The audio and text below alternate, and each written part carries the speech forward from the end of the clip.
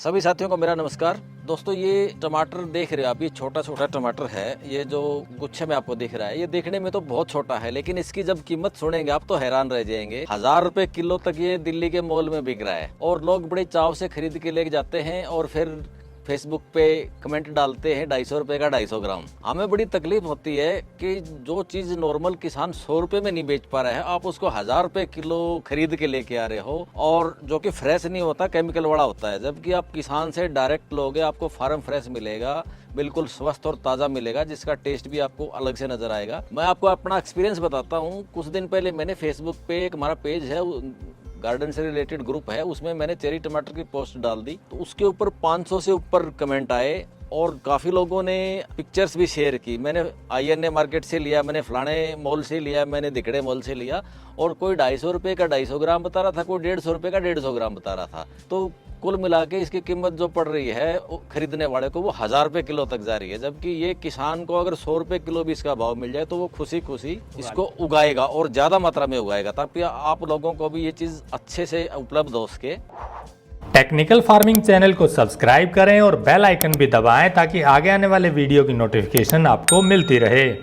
ये उगाना बहुत आसान है, नॉर्मल टमाटर की तरह ही। जैसे हम जो अपना बाज़ार से बीज लेके आते हैं, उसी तरह से चेरी टमाटर को भी उगाना बहुत आसान है। इसको आप अक्टूबर में इसकी सीड सोइंग कर दें और नवंबर में, 1 महीने के बाद इसकी नर्सरी तैयार हो जाएगी। मार्च अप्रैल तक ये बहुत आसानी से आपको उपलब्ध रहेगा। जैसे जैसे गर्मी आएगी, इसकी थोड़ी सी शॉर्टेज होती चली जाएगी, पौधे सूखते चले जाएंगे।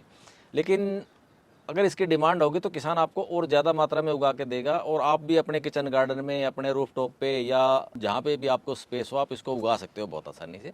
उगाने का तरीका जैसे नॉर्मल टमाटर है, उसी की तरह आप इसको भी उगा सकते हो। और ये जो वेराइटी अभी आप देख रहे हो मेरे सामने जो रखी हुई है, ये सारी मैंने अपनी छत पे उगाई हैं, और अगले सीजन में हम इसको बीज को मल्टीप्लाई करके अपने खेत में भी उगाएंगे। तो ये उमेश जी, सारे बीज आपने जो दिख रहे हैं कहाँ से लिए और कितनी वैरायटी छत पे उगा दी आपने? देखिए, बीज तो ये कि सारे के सारे मैंने अमेरिका से और इंग्लैंड से लिए हैं।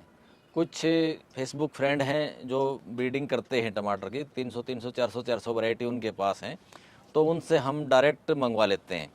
पहले क्या था कि किसी दोस्त के थ्रू अमेरिका में उनकी शिपिंग करवा दिया करते, और उनका आना जाना कभी होता था तो वो हमारे को ला के दे दिया करते। इंडिया में आने के बाद वो कुरियर करवा दिया करते। अब मैंने एक सोर्स ढूंढ लिया है, वो $5 या $6 शिपिंग के लेते हैं, और जितनी भी वैरायटी हैं 25 से 30 रुपये का एक सीड पड़ता है उनका। मतलब 10 और 25 की पैकिंग होती है उनकी। 10 सीड का जो पैकेट है वो 250 से 300 रुपये का पड़ता है, और 25 वाला है वो 5-10 रुपये सस्ता पड़ जाता है। शिपिंग चार्जेस उनके $5 या $6 ही है, चाहे आप 10 वैरायटी लें, 20 लें या 50 लें। 25 से 30 दिन में ये इंडिया में आ जाता है आराम से। कई बार हो सकता है कस्टम में या उलझ के रह जाता है तो नहीं भी पहुँच पाता, ये गारंटी नहीं होती, अपना खुद का रिस्क होता है। वो भेज देते हैं, ये तसल्ली है, लेकिन पहुँचे ना पहुँचे वो अपने रिस्क पे रहता है। लेकिन मेरे साथ ऐसा कभी नहीं हुआ। जब भी मैंने सीड मंगवाए हैं, हर बार 2 दिन 4 दिन आगे पीछे मेरे पहुँच जाते हैं।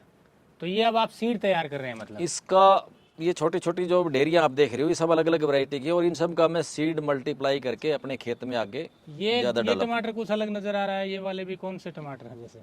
ये जो टमाटर आप देख रहे हैं ना, ये कुदरत की देन है मेरे को। इसका एक ही पौधा हुआ था एक ड्रम के अंदर, और जब हमने खाद वगैरह मिट्टी शिफ्ट की, गमलों की मिट्टी चेंज की, तो मैंने अपने माली को बोल दिया कि इस पौधे को हटाना मत, इसको उगने दे, जैसे मर्जी होगा देखेंगे। और इसका जो रिजल्ट है ना, अद्भुत है। गुच्छे के गुच्छे इसके लगते हैं टमाटर के, और 2-2 मीटर साइड में ब्रांचेज इसकी फैल गई है पौधे के, 2 मीटर इधर 2 मीटर इधर, और बहुत ज़्यादा इसका प्रोडक्शन है। मतलब जो अपना नॉर्मल टमाटर लगता है उससे दुगुना तो है ही है, उससे 2.5 गुना भी हो सकता है इसका प्रोडक्शन।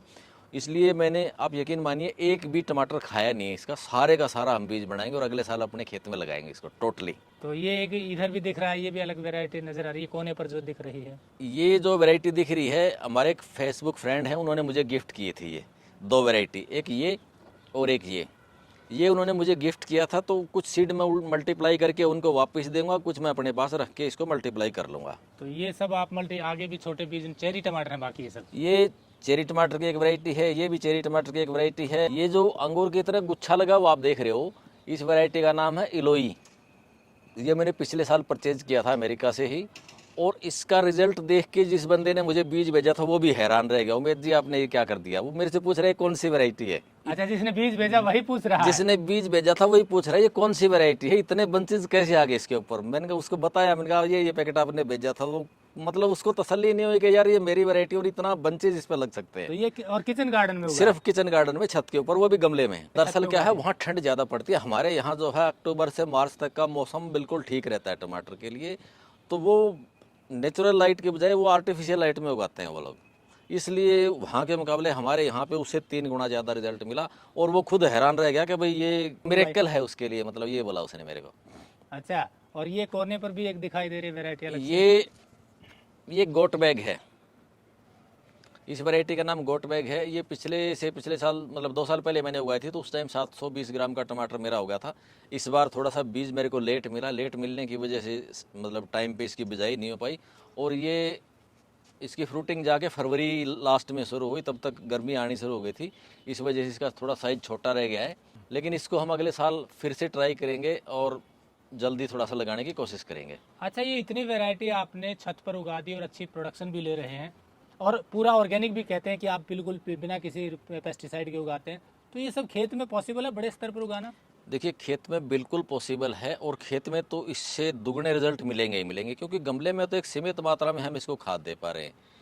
वहाँ पे मिट्टी की अपनी ताकत रहेगी। उसके बाद जो हम फर्टिलाइज़र डालेंगे, अपने जो गाय के गौमूत्र से तैयार किए हुए हैं, या अपना जो गाय के उपले से हमने जो बना रखे हैं, और सरसों की खल वगैरह है, जीवामृत, घन जीवामृत, ये चीज़ें अगर हम डालेंगे खेत के अंदर तो दुगुना रिजल्ट मिलेगा ही मिलेगा।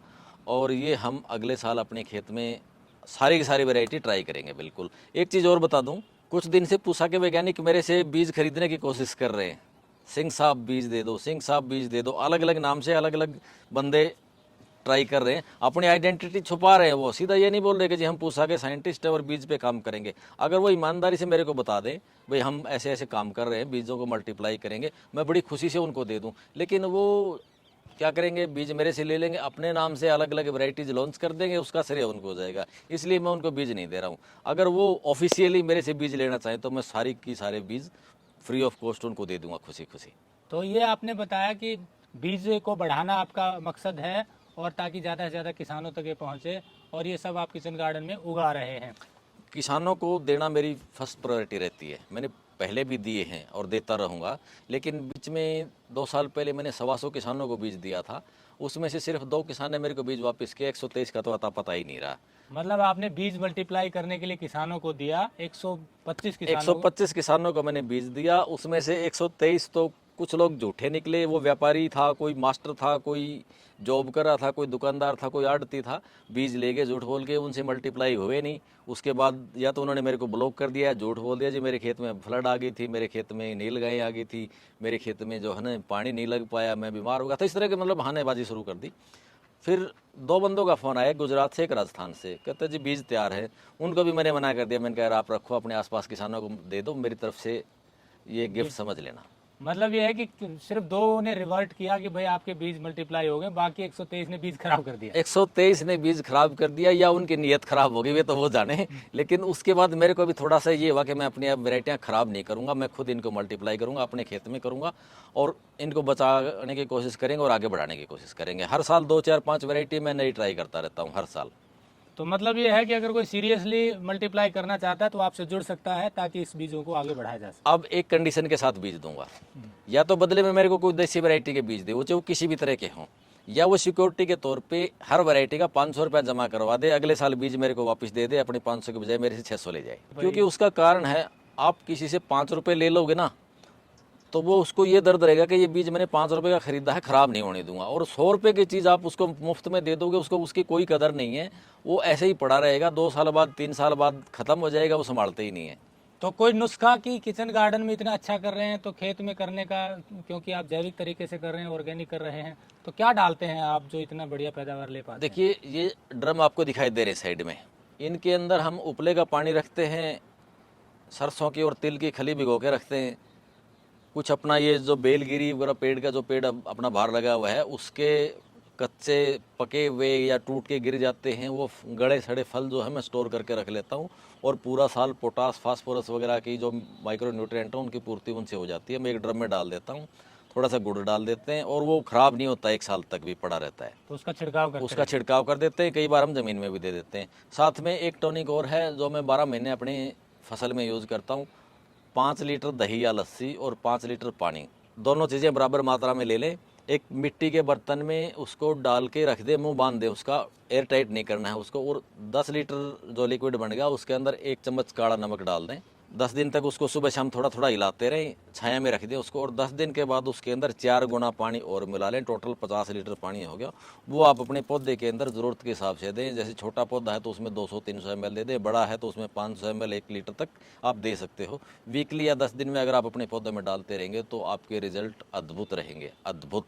बहुत से लोगों को मैंने ये बताया है और उनके छत पे 1-1 मीटर से लंबी लौकी लगी है, 65-65, 70-70 एक बेल के ऊपर। और वो रिजल्ट ऐसा था कि उन्होंने कभी ज़िंदगी में भी इतनी अच्छी फसल नहीं ली थी। मिट्टी के तौर पर क्या डालते हैं? मैं देख रहा हूँ ड्रम में आपने मिट्टी भरी हुई है, तो इसमें क्या क्या? मिट्टी इनमें बहुत कम है, इसमें कोकोपीट और गोबर की खाद ज़्यादा है। कोकोपीट इसलिए डालते हैं क्योंकि थोड़ा सा हल्का रहता है, छत पे वो वजन ना बढ़ जाए, इसलिए हम थोड़ा सा कोकोपीट डालते हैं। अब कोकोपीट के रेट जो है 50-60 रुपये किलो तक हो गए, तो इसलिए हमने जो हमारी फसल के अवशेष बचते हैं, जो जितने भी हमारे डंठल वगैरह जितने भी निकलेंगे, सब के सब हम मिट्टी में इसमें ड्रम के नीचे की जो लेयर है उसमें दबा देते हैं। 2-3 महीने में एक गड़ के खाद तैयार हो जाती है और वज़न भी कम हो जाता है उसमें। जितना भी अवशेष आप ये देख रहे हो, मैं इसमें से एक भी पत्ता नहीं फेंकने वाला, सारे का सारा इन्हीं ड्रम के अंदर दबा देंगे और वो गड़ के बढ़िया खाद तैयार हो जाएगी। कार्बन का परसेंटेज बढ़ेगा हमारी फसल में और साथ के साथ इसका कचरे का निपटान भी यहीं के यहीं हो जाएगा, कहीं बाहर नहीं फेंकना पड़ेगा हमें। तो इस तरह से छत पे हो या खेत में अगर सही प्रॉपर मैनेजमेंट करें तो जैविक तरीके से भी अच्छी पैदावार ली देखिए, जा सकती है। खेत में भी जितना भी फसल का अवशेष है, सरसों का है, गेहूं का है, धान का है, लोग उसको जला के जल्दी से जल्दी दूसरी फसल की तैयारी करते हैं। अगर उसको रोटावेटर से घुमा के, उसको रोटावेटर से मतलब उसकी खेत की जुताई कर देंगे, तो वो फसल के अवशेष आपके खेत में रह जाएंगे, आपकी ज़मीन सॉफ्ट होएगी, कार्बन का लेवल उसका बढ़ेगा और आपको जो धुआं वगैरह जो आप जला के पोल्यूशन हमारे जो वातावरण को ख़राब कर रहे हैं हम, उन चीज़ों से भी बचाव होगा और हमारे खेत में वो कार्बन का परसेंटेज बढ़ेगा। उसके साथ साथ जितना भी वेस्टेज हमारा है उसको अगर खेत में ही डालेंगे तो आपको फ़ायदा ही फ़ायदा हुआ, उसका कोई नुकसान नहीं है। क्योंकि कुदरत को हम वापस कुछ देंगे तभी कुदरत हमें देगी। अगर हम अपने खेत में बार बार फसल लेते रहेंगे और उसके अंदर कुछ कच्चा मटेरियल नहीं डालेंगे तो बदले में हमें धीरे धीरे कम फसल मिलेगी, ज़मीन हमारी बंजर हो जाएगी, उपजाऊ शक्ति कम होती चली जाएगी। इसलिए जितना भी वेस्ट निकलता है उसको आप अपने खेत में डालें। जो फसल है, अनाज है या फल सब्जियां हैं, वो आप घर ले आए, बाकी चीज़ें वापस अपने ज़मीन में दें। इससे अच्छी पैदावार होगी और आपको खुद महसूस हो जाएगा। आप इस चीज़ को ट्राई करना चाहें तो आधे एरिया में आप अपने फसल के अवशेष जलाने बंद करके और उसको खेत में जुताई कर दें। उसमें और दूसरे किले में आपको ज़मीन आसमान का अंतर एक ही फसल में नज़र आ जाएगा आपको। अगर आपको यह वीडियो पसंद आया है तो ज्यादा से ज्यादा लाइक और शेयर जरूर करें। साथ ही चैनल को सब्सक्राइब करना ना भूलें।